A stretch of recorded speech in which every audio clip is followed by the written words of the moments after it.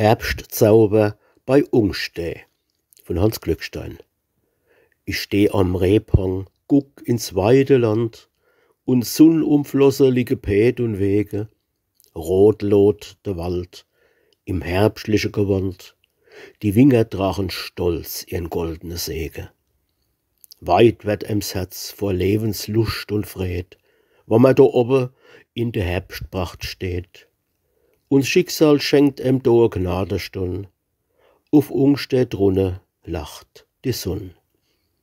Auf Ungstedt runne lacht die goldisch Sonn und schmächelt, strächelt wie mit goldner Quaste die kleine Heißsche, wie se waren schon im liebe Gott seinem Paradiesbaukaste.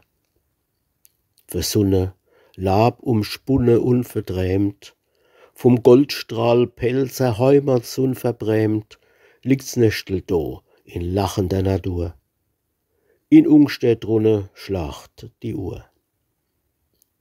In Ungstedt runne pocht im Turm die Uhr, wo schon so oft zu Lust und Erbet geschlagen. Hell hallt der Glockeklang durch Feld und Flur, am Festtag wie an harter Arbeitstage. Im Sonntagsfriede liegt die sonnisch Welt, e Taubgurt leis und fernen Hofhund bellt, a herzig Lied fliegt kosend mit dem Wind, in Ungstedt runne singt a Kind.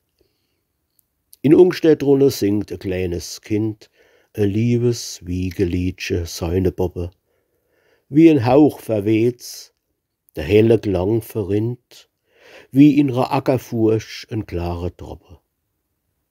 Es ist alles still, jäh schallt ein lustiger Ton von Flöte, Trommel, Geig und Bumberdon, verkniescht und fröhlich in der Herbsttagsglanz. In Ungstedt runne ruft's zum Tanz. In Ungstedt runne ruft's zu Spiel und Tanz, und helle Freudeflamme mich umzingeln. Stadt genießt die herrlich Palz mer ganz, wo zum frohe Wort die Gläser klingeln. Zum Heimatzauber, wo ich tief verwahrt, kommt Witz und Weu und echt die Pelzerart, die Fred ergänzt die sonnegoldne Träm. In Ungstedt runne is es Glück daheim.